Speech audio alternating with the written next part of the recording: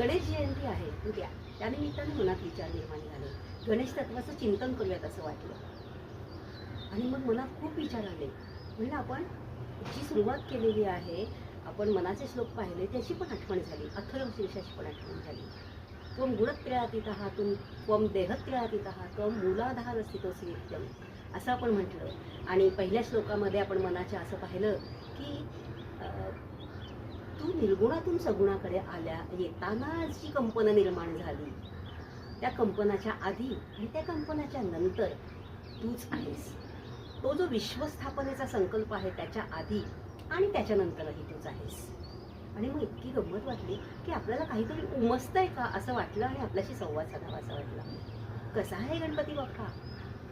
तो चैतन्यमय आहे, तो आनंदमय आहे, तो आनंद देणारा आहे, तो विघ्नहर्ता आहे, तो संकल्प पूर्ती करण्यासाठी आपण त्याला सगळ्या पूजेमध्ये सगळीकडे आधी वंदन करतो, सगळ्या देवांच्याही आधी वंदन करतो.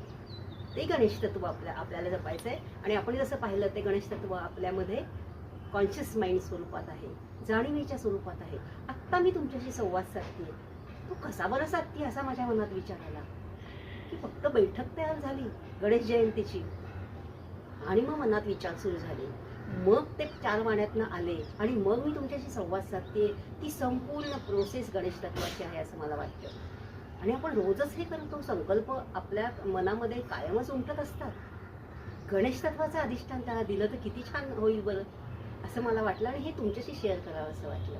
आणि गणेश जयंतीसारखे उत्सव किंवा आपण सण नको म्हणूया त्याला, सांस्कृतिक जे दिवस आहेत ते या आठवडीसाठी असावे.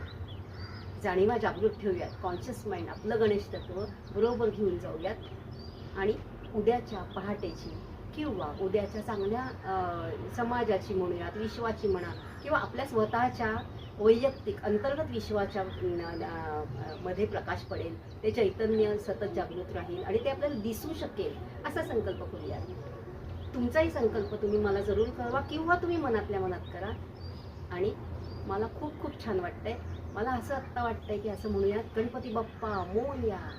सर्वांना खुशाल ठेवा, सगळ्यांना चांगली बुद्धी द्या. हार्दिक शुभेच्छा.